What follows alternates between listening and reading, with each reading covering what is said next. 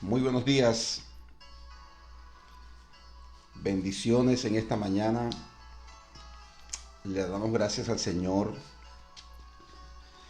por un nuevo día, por vida, por la salud, por la familia, por todos los bienes maravillosos que el Señor nos dispensa.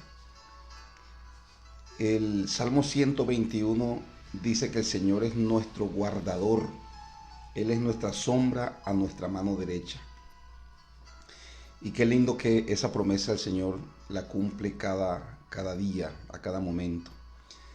Así que, bueno, quiero invitarle a que eh,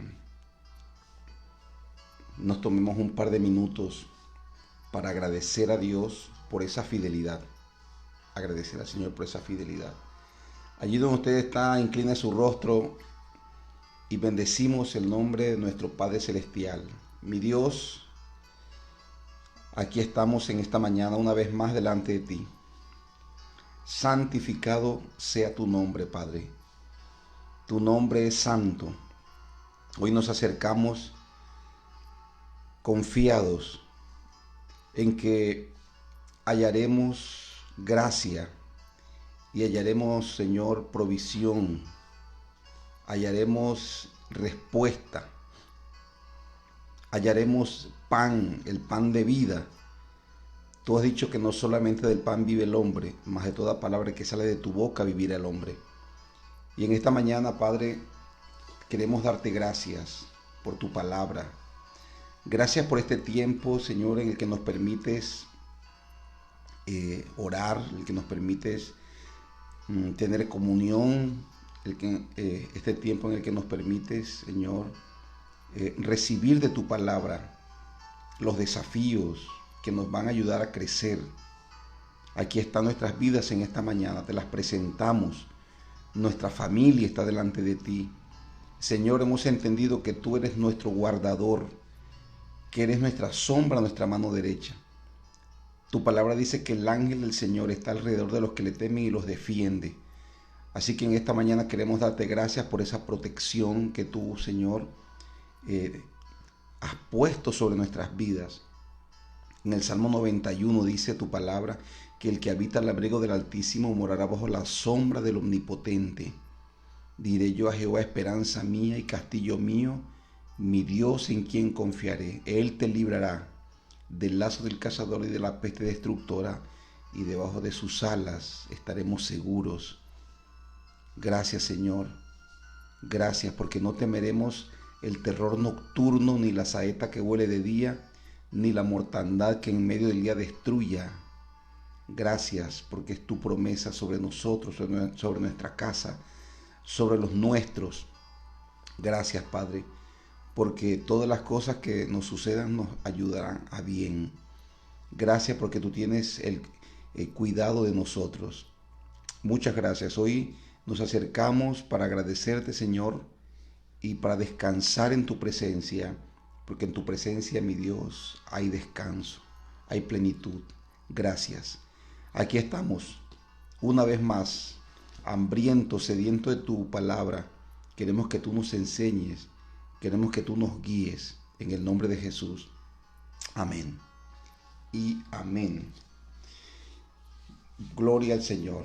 Muy bien, son todos bienvenidos esta mañana a este nuestro tiempo devocional. Y déjeme recordarle que el objetivo, el propósito de este tiempo devocional es el crecimiento espiritual. El crecimiento espiritual. En reiteradas ocasiones, la Biblia nos exhorta y nos advierte del peligro que hay en convertirnos en oidores olvidadizos. Son personas que están constantemente escuchando y escuchando y escuchando, pero nunca hacen lo que Dios les pide que hagan. Cuando nos acercamos a la Biblia, debemos identificar las promesas de Dios. Claro, cuando usted lee la Biblia, usted busca identificar qué promesas hay. Pero también usted tiene que buscar, número 2, el mandamiento obedecer. usted debe buscar si Dios le está eh, guiando o hay algún pecado que evitar. O sea, tenemos que acercarnos con esa actitud, porque el carácter de la escritura es instrucción, instrucción. El Señor le dijo a Josué: nunca se apartará de tu boca este libro de la ley, sino que de día y de noche meditarás en él, para que guardes y hagas conforme a todo lo que en él está escrito, porque entonces harás prosperar tu camino y todo te saldrá bien. Entonces la persona quiere que le vaya bien en la vida, todos queremos que nos vaya bien, pero nosotros tenemos un problema, la mayoría, y la mayoría de las personas tienen este problema. Las personas quieren que les vaya bien sin hacer algo para que les vaya bien. O sea, quieren tener dinero, pero no les gusta ni trabajar disciplinadamente, ni tener buena administración. No quieren aprender sobre eso. No se toman el tiempo para instruirse. ¿Cómo puedo mejorar en mi productividad, en mi trabajo? No se capacitan constantemente en el trabajo. Aprenden a hacer algo y ya. O sea, bueno, hablo de un grupo de personas, pero es una tendencia. Quiero que me vaya bien en mi matrimonio, pero no me instruyo, no recibo capacitación, no voy a charlas que tienen que ver con el matrimonio.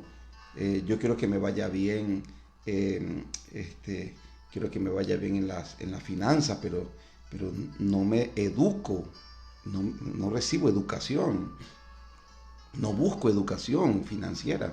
Entonces, las personas quieren que le vaya bien en la vida, pero de una manera automática. No, así no funciona la vida. La vida funciona si tú te instruyes. Eso lo dijo el Señor: instrúyete. Y Dios manda a los padres que instruyan a los niños en su camino. Entonces hay un mandamiento acerca de la instrucción, y ese es el carácter de la Biblia. Cuando usted se acerca a la Biblia, tiene que saber que es un libro de instrucciones. Así que debe acercarse con la expectativa, con el anhelo, con el deseo de recibir instrucción, de hacer, de cumplir, de llevar a cabo el mandamiento, las instrucciones que Dios nos deja en su palabra. Así funciona esto, así funciona la vida. Entonces, quiero animarle a que se despierte en el corazón cada día más ese anhelo por recibir la instrucción de Dios. Porque es muy importante la educación secular, es muy importante las capacitaciones, es muy importante capacitarse en las habilidades, es muy importante tener conocimientos seculares, científicos, pero el conocimiento de Dios es irreemplazable. El conocimiento de Dios no solamente te va a hacer que te vaya bien en esta vida, sino también que te guíe a la eternidad. Entonces quiero animarle a que no solamente en estos tiempos devocionales, sino que cuando vaya a su iglesia tenga el hábito de ir con una libreta y con un lapicero para anotar lo que Dios le enseña en los cultos. Es una cuestión entre usted y Dios. Usted va a aprender de Dios. Entonces, cuando se acerca a la Biblia, hágalo con una libreta de notas también, para que pueda escribir y pueda identificar qué es lo que Dios le está mandando a hacer. Entonces, viva con eso, o sea, pendiente de eso. O sea, si Dios me mandó a mí amar, hoy, ¿cómo puedo amar? ¿Dónde puedo comenzar? ¿Cuáles son las personas a quien Dios me está mandando a amar? Etcétera, ¿no? Entonces, recuerde esto siempre. El carácter de la Escritura es instrucción, es instructivo. No es un libro para nada, no es un libro solamente, no es un libro místico que las personas recitan el Salmo 91 y automáticamente ya la protección de Dios está sobre ellos, viviendo una vida de pecado y de maldad. No, así no es. Entonces, vamos a mirar la Escritura y el Evangelio como realmente es, ¿no? Como realmente es. Muy bien. Hoy quiero compartirle y finalizar ya con el libro de los Hechos. Y un episodio bien lindo en el que los judíos de la ciudad de Roma nos enseñan y dicho sea de paso, plantean el reto nuestro, el reto para el día de hoy. El reto. Entonces, quiero que vaya conmigo a la Biblia. Hechos capítulo 28, versículo 17. Vamos a leer allí unos 5 versículos. Tome su Biblia y su libreta de notas.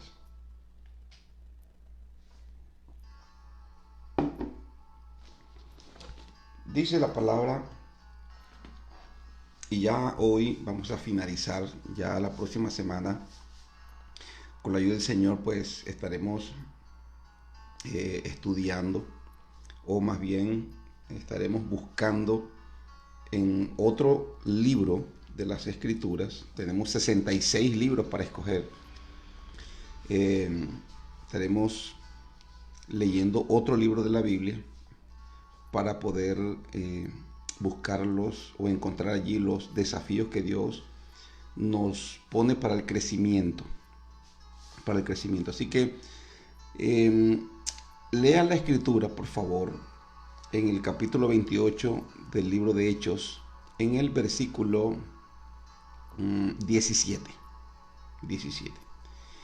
Dice la palabra: aconteció que 3 días después, ya debe tener en cuenta que ya Pablo está en Roma, ¿no? Está en Roma, está en calidad de preso, no un preso común y corriente, porque a él lo tienen en una casa y le han puesto un soldado para que le custodie, pero Pablo está en un preso diferente, ¿no? Está en condiciones diferentes, no está metido en una mazmorra por allá, en un calabozo de eso húmedo. No, él está en una casa, está al cuidado de un soldado. Entonces él tiene ciertas libertades allí. Y aquí entramos, dice el versículo 17: aconteció que 3 días después Pablo convocó a los principales de los judíos, a los cuales, luego que estuvieron reunidos, les dijo: yo, varones y hermanos, no habiendo hecho nada contra el pueblo, ni contra las costumbres de nuestros padres, he sido entregado preso desde Jerusalén en manos de romanos, los cuales, habiéndome examinado, me querían soltar, por no haber en mí ninguna causa de muerte. Pero oponiéndose los judíos, me vi obligado a apelar a César, no porque tenga de qué acusar a mi nación. Así que por esta causa os he llamado para veros y hablaros, porque por la esperanza de Israel estoy sujeto con esta cadena. Entonces ellos dijeron: nosotros ni hemos recibido de Judea cartas acerca de ti, ni ha venido alguno de los hermanos que haya denunciado o hablado algún mal de ti, pero queríamos oír de ti lo que piensas, porque de esta secta nos es notorio que en todas partes se habla contra ella.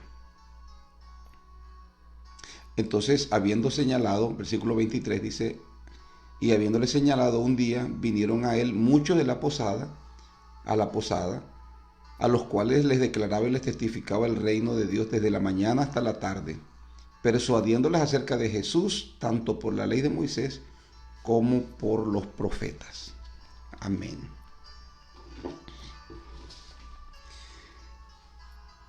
Aquí, bueno, ya el texto nos relata, nos narra lo que está sucediendo, ¿no? Pablo ya está preso. Manda llamar a los líderes judíos para decirle por qué está allí.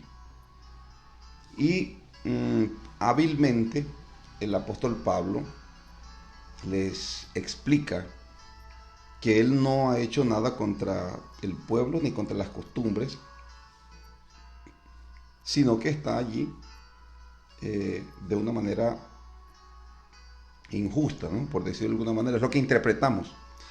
Pero el objetivo de Pablo no era ponerse en buen puesto él, sino relatar las cosas como son. O sea, me tomaron preso, yo no he hecho nada, las autoridades romanas me querían soltar, pero ellos se opusieron. Entonces yo me vi obligado a apelar a César. Es posible que muchos pensaran que Pablo iba a acusar a la nación judía de algunas actividades o algunos desmanes. Y Pablo dice, no, no, no, yo no vengo aquí a acusar a nadie. Simple y sencillamente me vi obligado a apelar al César porque había mucha oposición. Sin embargo, todo esto era una estrategia también. Una estrategia para predicar el Evangelio a estas altas esferas de la sociedad. Pablo era un estratega. Pablo sabía que el objetivo de su vida era predicar el Evangelio. Pero a mí lo que me llama la atención es lo que le responden los líderes judíos. Y es aquí donde encontramos el reto para el día de hoy. ¿Qué le responden los líderes judíos? Ellos le dijeron, nosotros ni hemos recibido de Judea cartas acerca de ti, ni ha venido alguno de los hermanos que haya denunciado o hablado algún mal de ti. Versículo 22 es allí donde queremos enfatizar. Dice, pero queríamos oír de ti lo que piensas, porque de esta secta nos es notorio que en todas partes se habla contra ella.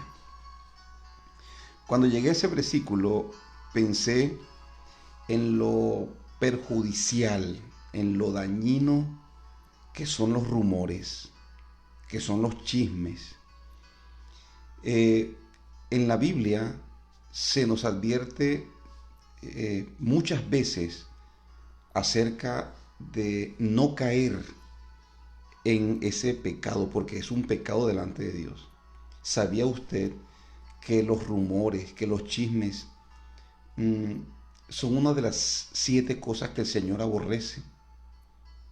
O sea, hay cosas muy malas en el mundo y los seres humanos hacemos cosas malas, pero me llama la atención que la Biblia señala 7 cosas específicas, 7 cosas que el Señor, 6 cosas que el Señor aborrece.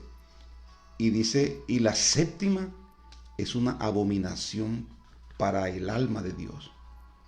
Es una abominación. Una abominación es cuando algo no lo soportas, cuando es algo muy ofensivo, cuando es algo que repudias, es muy repulsivo. Bueno, hay cosas que para Dios son así, repulsivas. Conozca a Dios. En Proverbios capítulo 6, versículo 16, se nos hace una lista, se nos da una lista de las 7 cosas que abomina el Señor. 7 cosas que aborrece. Repito, hay cosas que son muy malas. No es que las otras sean mejores, ¿no? Pero estas 7 cosas son las cosas que Dios aborrece con toda su alma. ¿Quiere escuchar cuáles son? Bueno, vaya ya a la Biblia. Proverbios capítulo 6, versículo 16, dice la palabra, 6 cosas aborrece Jehová, y aún 7 abominan su alma. O sea, la séptima ya es una abominación. ¿Qué tipo de cosas? Los ojos altivos. Cuando te consideras superior, cuando te presentas o te sientes o te ves superior a las demás personas. Tú no eres superior a nadie, eres diferente, pero no eres superior. Los ojos altivos, la lengua mentirosa, las manos derramadoras de sangre inocente, el corazón que maquina pensamientos inicuos, los pies presurosos para correr al mal, el testigo falso que habla mentiras. Mira que la sexta es el testigo falso que habla mentiras. Y número 7, el que siembra discordia entre hermanos. Wow. Dios aborrece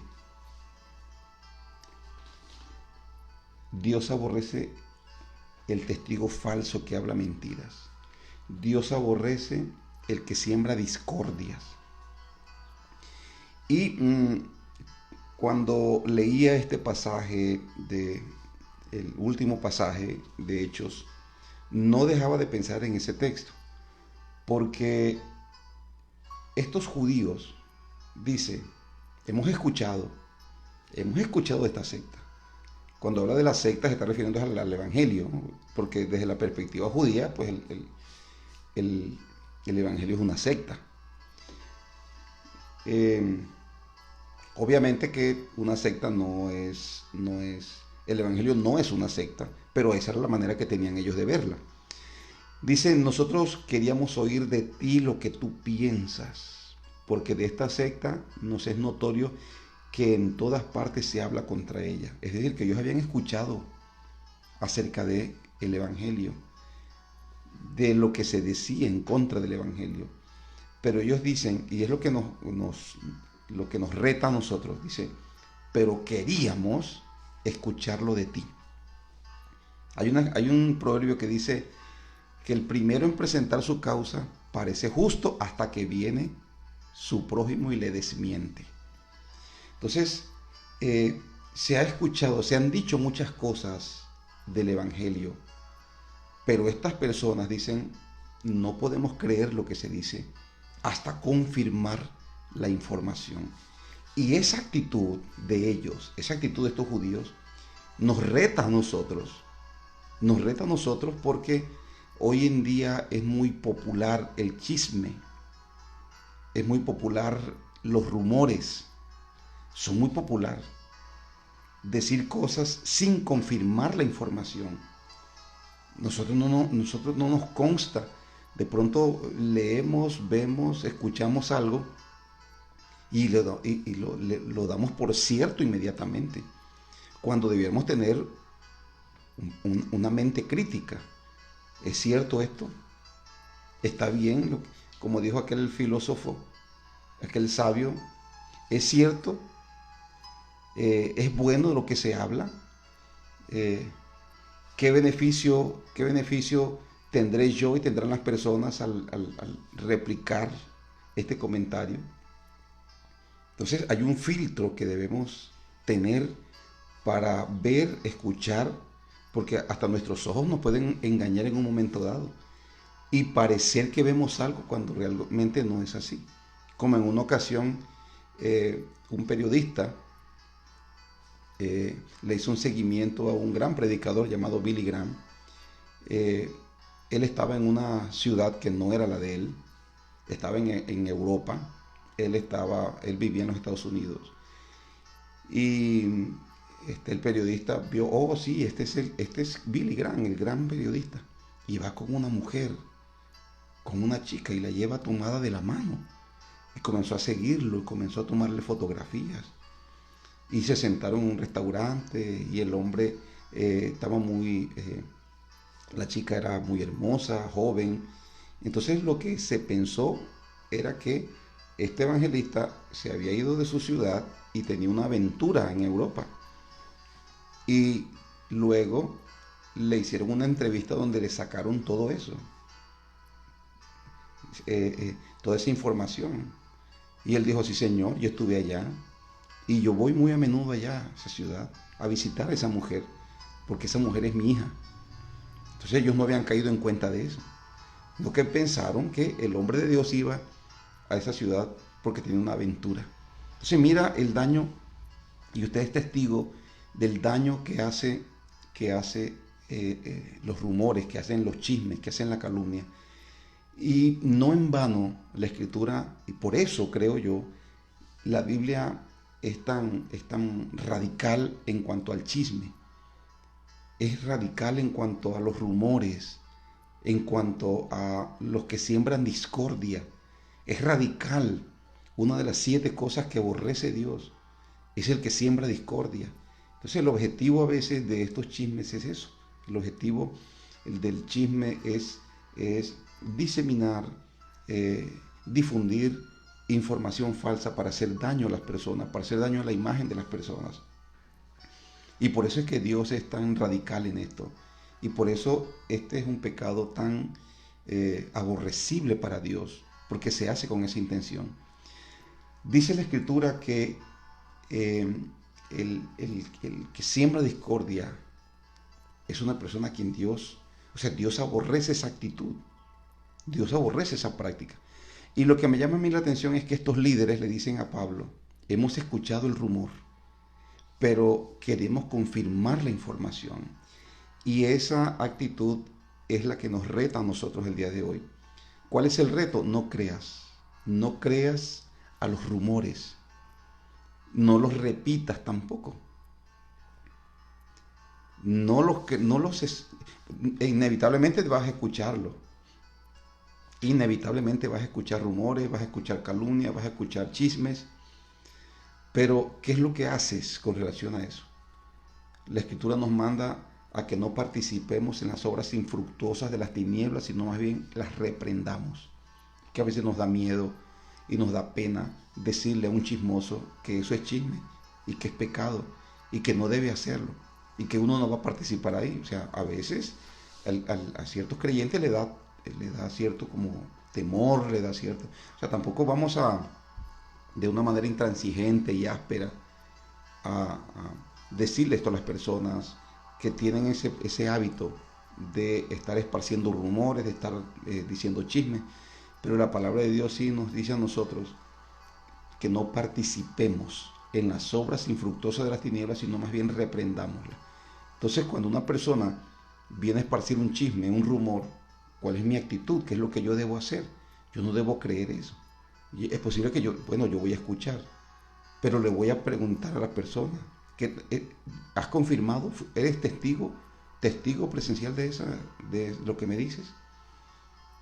O sea, ¿cuál es el beneficio al hacer ese comentario? Entonces muchas personas se van a sentir ofendidas, pero el problema no es suyo, el problema no es de la palabra de Dios, el problema es del pecado de ellos. Otras personas a lo mejor van a sentir, y esa amonestación que usted y yo le hagamos va a hacerlo caer en cuenta y le va a ayudar a recapacitar acerca de su actitud, y ya sabe que por lo menos con usted el chisme no va a prosperar. Entonces a veces somos muy dados a eso. Por eso la Biblia dice que todo lo que nosotros digamos, nuestras conversaciones, deben ser conversaciones con gracia. Dice que vuestras conversaciones sean con sal, es decir, que sean sazonadas, que sean nutritivas, que sean conversaciones, comentarios que edifiquen a las personas. No vas a ser popular. Si tomas esta actitud, no vas a ser popular. Pero el apóstol Pablo dijo, si yo quisiera agradar a los hombres, entonces no soy siervo de Jesucristo. El apóstol Pedro dijo, consideren ustedes que es mejor obedecer a Dios o a los hombres. ¿A quién vamos a agradar? ¿A Dios o a los hombres? Estos judíos escucharon un rumor y dijeron, no podemos creer hasta escuchar de la misma boca de Pablo qué es lo que se dice. Y Pablo les explicó. Ahora, el rumor, los chismes hacen mucho daño. Hoy en día es muy clara, es evidente el daño que los rumores, que los chismes hacen en el matrimonio, hacen a la familia, hacen a las empresas.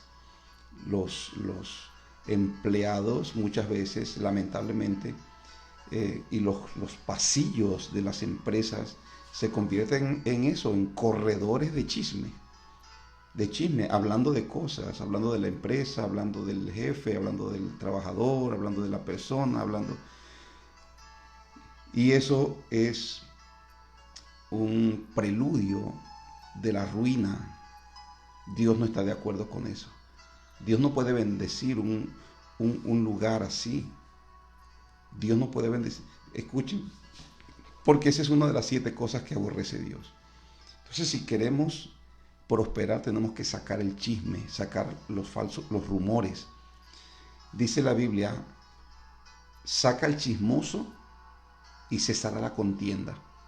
Es decir, que la presencia de una persona chismosa, una persona que vive esparciendo rumores falsos, la presencia de ese individuo en un grupo es motivo de pleito, de contienda. Si lo tienes allí, puede ser de pronto un buen elemento en el ministerio, puede ser un buen elemento en el grupo, pero si esa persona no corrige ese comportamiento, siempre habrán conflictos.